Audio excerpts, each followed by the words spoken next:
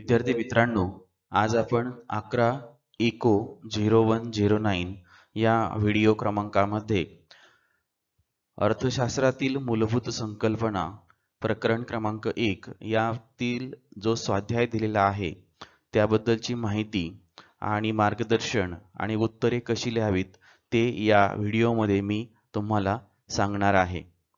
चला तर मग प्रश्न पहिला आहे, योग्य पर्याय निवडा। वाक्य दिलेलं आहे आपल्याला, अर्थशास्त्राच्या बाबतीत पुढील विधाने लागू होतात। बघा खाली आपल्याला 4 विधानं दिलेली आहेत। पहिलं आहे अर्थशास्त्र हे एक सामाजिक शास्त्र आहे, हे विधान सुद्धा लागू होत आहे। त्यानंतर पहा, अर्थशास्त्र या संकल्पनेचे मूळ ग्रीक शब्द इकॉनॉमिया पासून आले आहे, हे सुद्धा बरोबर आहे। अर्थशास्त्र हे मानवाच्या आर्थिक वर्तणुकीच्या अभ्यासाशी निगडित आहे, तर हेही विधान बरोबर आहे। पुढचं विधान आहे, अर्थशास्त्र हे कौटुंबिक किंवा संपत्तीचे व्यवस्थापन करणारे शास्त्र आहे। ही चारही विधानं आपल्याला अर्थशास्त्राच्या बाबतीत लागू होताना दिसत आहेत। याचा अर्थ आपल्याला पर्याय जो दिलेला आहे तर चारही पर्याय असलेलं आपलं उत्तर शोधावं लागेल। बघा 4 पर्याय आपल्याला दिलेले आहेत। पहिल्यामध्ये 3 पर्याय आहेत, 2 मध्ये 2च आहेत, 3 मध्ये पण 3 मध्ये पण 2च आहे, 4 मध्ये 4। तर हे 4 नंबरचं उत्तर आपलं काय आहे, निश्चित उत्तर आहे। आले लक्षात सर्वांच्या? कसं आहे तर एक एक वाक्य वाचायचंय, कन्फर्म करायचंय आणि नंतर मग आपण ठरवायचं की कोणता पर्याय काय आहे बरोबर आहे। तर आता ह्या पहिल्या विधानाचं उत्तर आहे, अर्थशास्त्राच्या बाबतीत पुढील विधाने लागू होतात। खाली लिहायचं उत्तर आणि उत्तराच्या पुढे लिहायचं 4 अ ब क आणि ड, अशा प्रकारे लिहून काढायचं। आले लक्षात? आता पुढचं पहा, दुसरं विधान दिलेलं आहे आपल्याला त्यांनी, ॲडम स्मिथ यांच्या बाबतीत कोणते विधान किंवा विधाने लागू होत नाहीत। तर आता वाक्य नीट वाचून समजून घ्यायचंय, ॲडम स्मिथच्या बाबतीमध्ये कोणते विधान किंवा कोणते विधाने लागू होत नाही। आता आपण वाचूया। ॲडम स्मिथ यांना सनातनवादी अर्थशास्त्रज्ञ म्हणतात, तर हे लागू होत नाही हे विधान। ॲडम स्मिथ यांनी राष्ट्राची संपत्ती हा ग्रंथ लिहिला, चुकीचं आहे। अर्थशास्त्र हे संपत्तीचे शास्त्र आहे, हे सुद्धा विधान चुकीचं आहे। आणि शेवटचं विधान आहे, अर्थशास्त्र हे सामान्य माणसाचा अभ्यास करते, हा हे विधान बरोबर आहे। तर हे विधान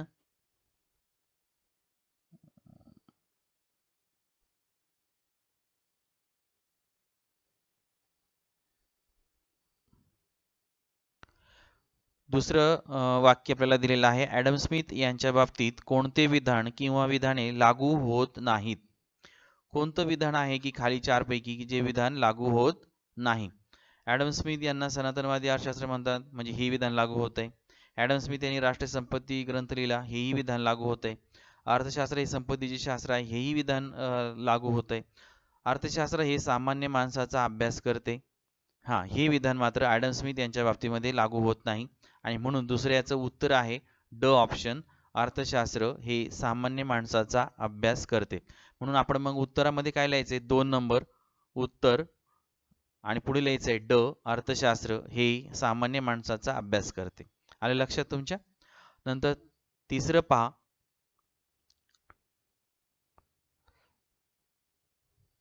लिओनेल रॉबिन्स यांच्या व्याख्येत पुढील मुद्द्यांचा विचार केला आहे। लिओनेल रॉबिन्स यांच्या व्याख्येत पुढील मुद्द्यांचा विचार केलेला आहे। तर मग आता बघूया आपण कोणते मुद्दे आहेत की ज्याच्यामध्ये विचार केलेला आहे। पहिला आहे अमर्याद गरजा, आपल्याला याचाही विचार यांच्या व्याख्येमध्ये आहे केलेला। मर्यादित साधने हाही विधान हा आपण विचार केलेला आहे। गरजांना अग्रक्रम नसतो, हेही यांच्या रॉबिन्स यांच्या लिओनेल रॉबिन्स यांच्या व्याख्येमध्ये आहे। साधनांचे पर्यायी उपयोग, तर याचाही उल्लेख लिओनेल रॉबिन्स यांच्या व्याख्येमध्ये करण्यात आलेला आहे। तर म्हणजे आपल्याला 4ही ऑप्शन्स असे दिलेले आहेत की या लिओनेल रॉबिन्स यांच्या व्याख्येमधील ते मुद्दे आहेत। म्हणून आता 4ही ऑप्शन असलेला पर्याय उत्तर तुम्ही शोधायचं आहे। खाली पर्याय आपल्याला दिलेले आहेत, तर 1 नंबर पण चालणार नाही, 2 नंबर नाही चालणार आणि 4 नंबर पण, म्हणजे 3 नंबरचा जो पर्याय आहे हे उत्तर बरोबर असेल, कारण याच्यामध्ये 4ही पर्याय आहेत, कारण 4ही विधाने लिओनेल रॉबिन्स यांच्या व्याख्येमध्ये आलेले आहेत। तर खाली उत्तर लिहायचे 3 नंबर उत्तर, पुढे लिहायचं आहे 3 अ ब क आणि ड। आले लक्षात? आता चौथा पॉइंट पहा, संपत्तीच्या बाबतीत खालील विधाने लागू होतात। संपत्तीच्या बाबतीत खालील विधाने लागू होतात. बघूया, संपत्ती म्हणजे अशी कोणतीही वस्तू जिला बाजार मूल्य आहे आणि त्यांची देवाणघेवाण होत करते. दुसरा ऑप्शन दिलेला आहे, संपत्तीत मनुष्य बाह्यता आहे. तर हेही विधान आपल्याला या संपत्तीच्या बाबतीत लागू होताना दिसत आहे. तिसरं आहे, संपत्तीत उपयोगिता नसते. हे विधान मात्र याच्या बाबतीमध्ये संपत्तीच्या बाबतीत लागू होणार नाही, कारण संपत्तीमध्ये उपयोगिता ही काय असतेच. ओके. ड पॉइंट पहा, संपत्तीत दुर्मिळता आणि विनिमयता आहे. तर हेही विधान बरोबर आहे. म्हणजे संपत्तीच्या बाबतीमध्ये फक्त 4 विधानांपैकी एक क जे विधान आहे हेच मात्र काही नाहीये, लागू नाहीये. मग आपल्याला त्यांनी काय विचारलंय, खालील विधाने लागू होतात. मग कोणती विधाने लागू होतात, तर अ, ब आणि ड अशी 3 विधाने लागू होतात, क मात्र लागू होत नाही. मग आता उत्तर पहा, आपल्याला कोणतं उत्तर सापडतंय. क नकोय आपल्याला. आता बघा, अ ब ड आहे म्हणजे इथं क नाहीये, क इथं क आहे, इथंही क आहे आणि चौथं म्हणजे यापैकी नाही. तर आपल्याला उत्तर आहे 1 नंबरचं अ ब ड. आलं लक्षात. तर कोणतं विधान लागू होत नाही, तर क फक्त. बाकीचे अ ब आणि ड हे विधान काय होतात, लागू होतात. आणि म्हणून उत्तर आपण कन्फर्म केलेलं आहे 1 नंबरचं अ ब ड. तर उत्तर लिहायचं खाली आणि त्याच्या पुढे लिहायचं 1 अ ब ड. आलं लक्षात. पाचवा आता पॉइंट पहा, राष्ट्रीय उत्पन्नात खालील घटकांचा विचार केला जातो. मग आता आपण ते आपल्याला 4 वाक्य दिलेली आहेत, ते आपण आता वाचूया. मग खालील घटकांचा विचार केला जातो, बरोबर आहे की नाही आपण निश्चित करायचंय. राष्ट्रीय उत्पन्नामध्ये अंतिम वस्तू व सेवांचा समावेश होतो. तर हेही याही घटकाचा विचार केलेला आहे. यात आर्थिक वर्षातील उत्पादित वस्तू व सेवांचा समावेश होतो, याचाही विचार आहे. दुहेरी मोजदाद टाळले जाते, याचाही विचार केलेला आहे. बाजारभावानुसार मूल्य विचारात घेतले जाते, याचाही विचार केलेला आहे. म्हणजे याचा अर्थ 5व्यातले 4ही पॉईंटचा विचार राष्ट्रीय उत्पन्न या संकल्पनेमध्ये केलेला आहे, हे आपण पाहिलेलं आहे. तर म्हणून आता याचं उत्तर काय येईल आपलं, अ ब क ड असं 4ही ऑप्शन पाहिजे आपल्याला. आता आपण आता निश्चित करू शकतो. आपल्याला खाली पर्याय दिलेले आहेत बघा, 4 पर्याय आहेत. तर आपल्याला बघा, पर्याय 1 2 3 चालणार नाही, तर चौथं हे त्याचं काय आहे, उत्तर आहे. आले लक्षात सर्वांच्या. तर म्हणून आता खाली लिहायचं उत्तर आणि पुढे लिहायचं आहे 4 अ ब क आणि ड. अशा प्रकारे आपण पहिला प्रश्न पाहिलाय कसं लिहायचं आहे आणि उत्तर पण आपण तुम्हाला मी त्याचं स्पष्टीकरणासह सांगितले की कोणती उत्तरं करेक्ट आहेत. आले लक्षात सर्वांच्या. आता आपण पाहूया प्रश्न क्रमांक 2. प्रश्न क्रमांक 1 ची उत्तरे आहेत. पहिल्याचं उत्तर आहे 4 नंबर अ ब क आणि ड. दुसऱ्याचं आहे 1 नंबर ड. तिसऱ्याचं आहे 3 नंबर अ ब क आणि ड. चौथ्याचं आहे 1 क्रमांकाचं उत्तर 1 म्हणून लिहायचं आहे 1 अ ब ड. आणि पाचव्याचं आहे 4 नंबरचं उत्तर 4 अ ब क आणि ड. अशा उत्तरे आहेत. प्रश्न क्रमांक 2 सहसंबंध पूर्ण करा. तर सहसंबंध पूर्ण करा. तर यामध्ये आपल्याला त्यांनी काय दिलेलं आहे, विधानं दिली आहेत, परंतु आपल्याला एक रिकामी जागा पण दिलेली आहे चौकोनामध्ये, त्यावरून आपल्याला आता उत्तर शोधायचं आहे. तर पहा, सहसंबंध पूर्ण करा. त्यामध्ये पहिलं आहे नैसर्गिक शास्त्र, हे तंतोतंत शास्त्र आहे. म्हणजे नैसर्गिक शास्त्राचं तंतोतंत शास्त्र आहे, तर सामाजिक शास्त्र हे कोणते शास्त्र असेल असा त्यांचा प्रश्न आहे. तर रिकाम्या जागेमध्ये आपल्याला काय करायचं आहे, योग्य उत्तर भरायचं आहे. तर सामाजिक शास्त्र हे अमूर्त शास्त्र आहे. आपल्या पुस्तकामध्ये दिलेलं आहे अमूर्त शास्त्र हा पॉइंट. तर इथे अमूर्त शास्त्र असं उत्तर लिहायचं आहे. त्यानंतर दुसरं पहा, सहसंबंध कसा आहे. भौतिक शास्त्र, इथं आपल्याला टिंब दिलेला आहे, रिकामी जागा दिली आहे. आणि पुढे दिले मानसशास्त्र, सामाजिक शास्त्र. म्हणजे मानसशास्त्र हे कोणतं शास्त्र आहे, सामाजिक. मग भौतिक शास्त्र हे नेमकं कोणतं शास्त्र आहे असा आपल्याला प्रश्न आहे. तर भौतिक शास्त्र हे नैसर्गिक शास्त्र आहे. त्याचं उत्तर काय लिहायचं आहे, नैसर्गिक शास्त्र.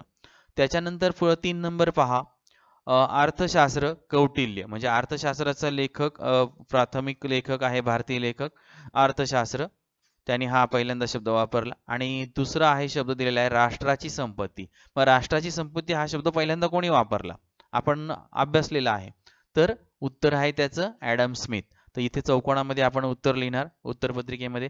उत्तरपत्रिकेमध्ये हे विधान पूर्ण लिहावयाचे आहे. आणि चौकोनातली जागा जी आहे तर ती चौकोनामध्ये आधी उत्तर लिहायचं आहे आणि नंतर त्या उत्तराला चौकोन करायचं आहे. आधी लिहून काढायचं विधान पूर्ण आणि त्यानंतर मग चौकोन करायचं आहे. आलं लक्षात? आधी चौकोन केला तर मग अंदाज येणार नाही किती जागा लागते ते. ठीक आहे.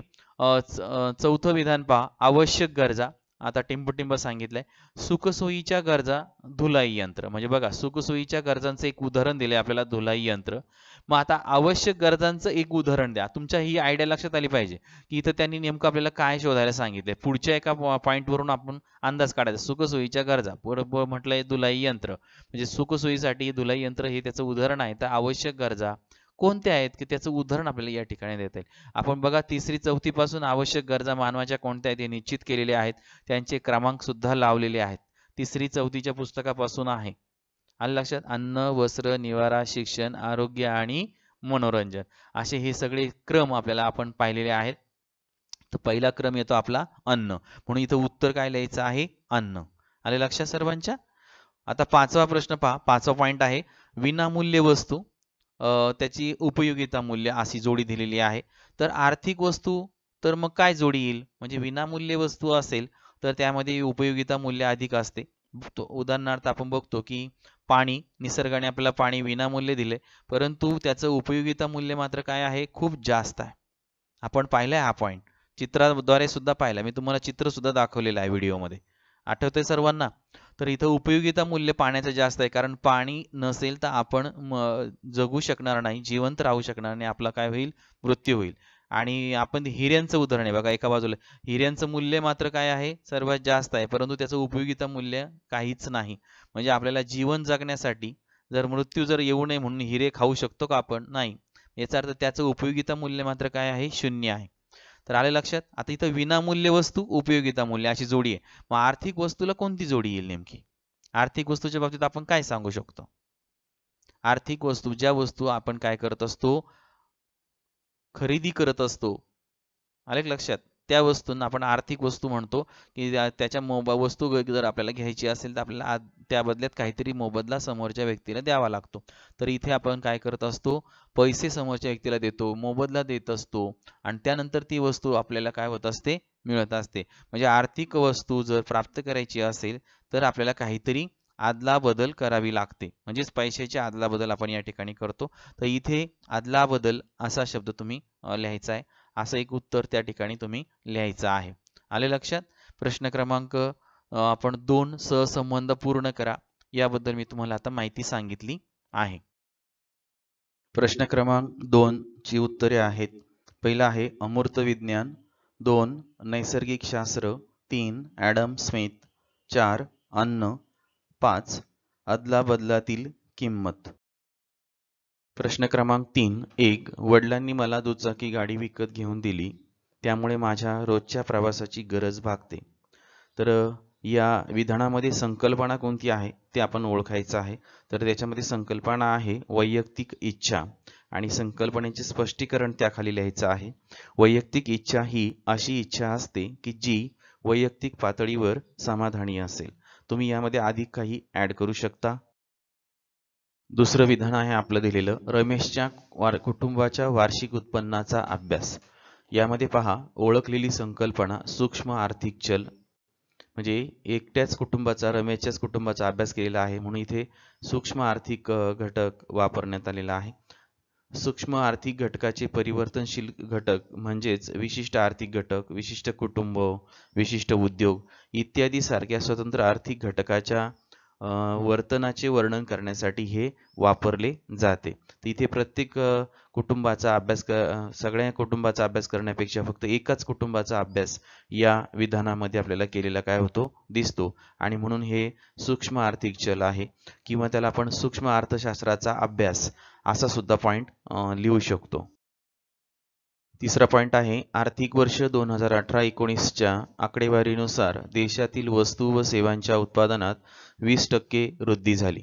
तर आता याच्यामध्ये आपल्याला असं दिसतं की वस्तू आणि सेवांचं उत्पादन वाढ झाली आहे. म्हणजे तिथं संकल्पना लिहा आर्थिक वाढ आणि त्यामध्ये स्पष्टीकरण लिहायचं आहे. आर्थिक वाढ म्हणजे वास्तविक राष्ट्रीय उत्पन्नात अंतिम वस्तू व सेवा यांचे उत्पादन योग्य प्रमाणामध्ये वाढते किंवा त्यामध्ये वाढ झालेली आपल्याला दिसून येते. तर अशा प्रकारे आपण याची थोडक्यात माहिती लिहू शकतो. चौथं वाक्य पहा.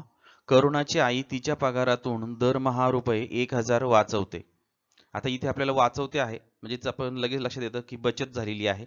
ओळखलेली संकल्पना बचत आणि स्पष्टीकरण लिहा. बचत हे डिस्पोजेबल उत्पन्न म्हणजेच बदलणारं, त्यामध्ये सातत्याने बदल होत असतात अशा प्रकारचं उत्पन्न आहे. किंवा पगाराचा भाग म्हणून या अर्थशास्त्राच्या भाषेमध्ये आपल्याला सांगितले जाते की जे सध्या वस्तू किंवा सेवा वापरण्यावरती खर्च होत नाही ते आपण पुढील खर्चासाठी काय करत असतो, राखून ठेवत असतो. त्यालाच आपण बचत असं म्हणतो. रामच्या वडिलांनी त्याच्या भविष्य निर्वाह निधीची रक्कम किराणा दुकान सुरू करण्यासाठी वापरली. हे 5वं विधान आहे. तर आता बघा, भविष्य निर्वाह निधीची रक्कम दुकानासाठी वापरली म्हणजे त्याने काय केलं आहे, गुंतवणूक केली आहे. म्हणून इथे संकल्पना लिहायची आहे. ओळखलेली संकल्पना गुंतवणूक.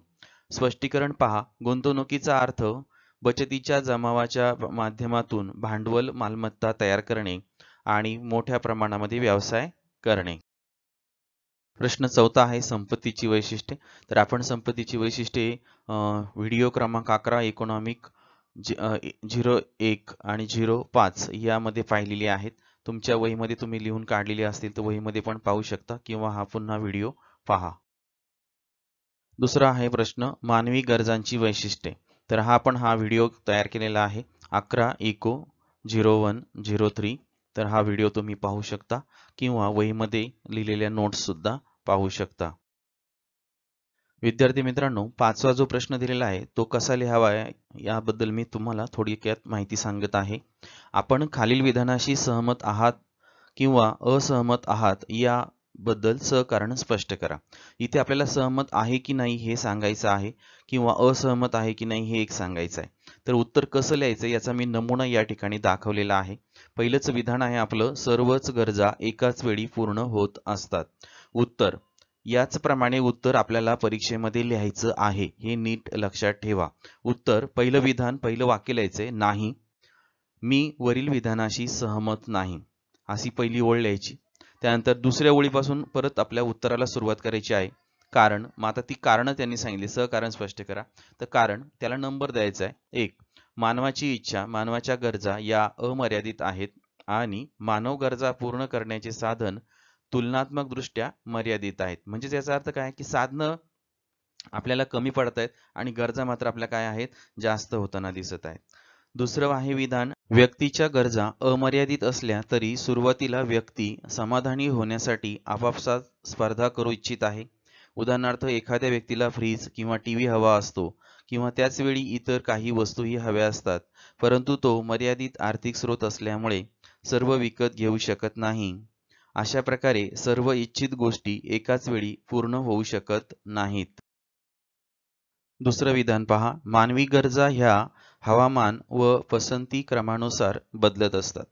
उत्तर कसं लिहायचं आहे पहा. पहिलं विधान लिहायचं आहे, होय मी या विधानाशी सहमत आहे.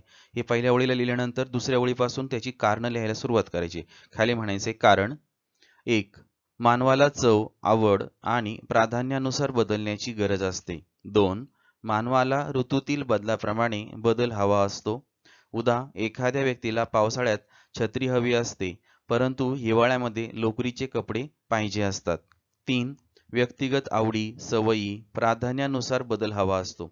तर ऑफिसमध्ये काम करणाऱ्या व्यक्तीला फॉर्मल पोशाख हवा असतो, तर महाविद्यालयीन विद्यार्थ्यांना विविध प्रकारचे अनेक पोशाख हवे असतात. थोडक्यात प्रत्येकाला प्रसंगानुसार कपडे हवे आहेत आणि प्राधान्यानुसार बदलानुसार बदल पण सुद्धा हवे आहेत. तिसरं विधान आहे, उपयोगिता मूल्य व विनिमय मूल्य दोन्ही एकच आहेत. तर आपण पाहिलेलं आहे अभ्यास करत असताना. उत्तर पहा कसं लिहायचं आहे. पहिलं विधान लिहायचं आहे, नाही मी या विधानाशी सहमत नाही. हे एका पहिल्या ओळीला असंच आलं पाहिजे. त्यानंतर दुसऱ्या ओळीपासून लिहायचं आहे, कारण 1. उपयोगिता मूल्य दररोजच्या जीवनात वस्तूची उपयुक्तता होय, जेव्हा विनिमय मूल्य किमतीच्या बाबतीत व्यक्त केलेल्या वस्तूंच्या किमतीचा संदर्भ देते. उदाहरणार्थ पाणी, हवा यासारख्या वस्तू मानवी जीवनासाठी अत्यंत आवश्यक आहेत. अशा प्रकारे या वस्तूंचे जास्त मूल्य आहे, परंतु या वस्तू मोठ्या प्रमाणात उपलब्ध झाल्या पाहिजेत म्हणून त्यांचे विनिमय मूल्य कमी आहे. सोने, हिरे या वस्तू मानवी जीवनासाठी फार आवश्यक नसतात. अशा प्रकारे या वस्तूंचे वापरण्यात कमी मूल्य आहे, परंतु या वस्तू अल्प प्रमाणात उपलब्ध आहेत किंवा त्यांच्याकडे विनिमय मूल्य जास्त आहे, म्हणून उपयोगिता मूल्य व विनिमय मूल्य या दोन्ही संकल्पना भिन्न भिन्न आहेत. प्रश्न क्रमांक 6 आहे, सविस्तर उत्तरे लिहा. तर प्रश्न दिलेला आहे आपल्याला, स्थूल अर्थशास्त्राच्या मूलभूत संकल्पना. तर विद्यार्थी मित्रांनो, आपण याचा व्हिडिओ पहा. 11 इकॉनॉमिक इको 0107 या क्रमांकाच्या व्हिडिओमध्ये आपण या संकल्पना पाहिलेल्या आहेत, किंवा तुम्ही तुमच्या वहीमध्ये लिहिलेल्या नोट्स सुद्धा पाहू शकता. विद्यार्थी मित्रांनो, या व्हिडिओच्या शेवटच्या 20 सेकंदामध्ये 11वी इकॉनॉमिकच्या इथून मागील सर्व व्हिडिओंची लिस्ट देण्यात आलेली आहे. त्यावरून सुद्धा आपण व्हिडिओ पाहू शकता. त्याचप्रमाणे प्रत्येक व्हिडिओच्या डिस्क्रिप्शनमध्ये सुद्धा 11वी इकॉनॉमिकच्या मागील व्हिडिओंची लिंक देण्यात आलेली आहे. त्यामध्ये सुद्धा जाऊन तुम्ही मागील सर्व व्हिडिओ पाहू शकता. नमस्कार विद्यार्थी मित्रांनो, माझा हा व्हिडिओ तुम्हाला जर आवडला असेल तर नक्की लाईक करा, सबस्क्राईब करा आणि बेलच्या चित्रावर बटनावरती क्लिक करून ऑल हा पर्याय निवडा, की ज्यामुळे तुम्हाला माझ्या प्रत्येक नवीन व्हिडिओची सूचना नोटिफिकेशन तुमच्या मोबाईलवर येण्यास सुरुवात होईल आणि तुम्ही माझे नवीन व्हिडिओ सहजतेने पाहू शकता. थँक्यू. नमस्कार विद्यार्थी मित्रांनो, आजच्या या व्हिडिओमध्ये आपण अर्थशास्त्रातील मूलभूत संकल्पना यावर आधारित स्वाध्याय कसा सोडवावा याबद्दल मी तुम्हाला माहिती दिलेली आहे. आपले हे पहिले प्रकरण या ठिकाणी संपले आहे. पुढील व्हिडिओपासून आपण नवीन प्रकरण पैसा हे सुरू करणार आहोत. तर आपला पुढील व्हिडिओचा क्रमांक आहे 11 इको 02. आता प्रकरण आपलं दुसरं सुरू झालंय म्हणून मी ते 02 घेतलेलं आहे आणि त्यातील पहिला व्हिडिओ 01 हा आपण पुढील वेळेस पाहूया. Thanks for watching my video.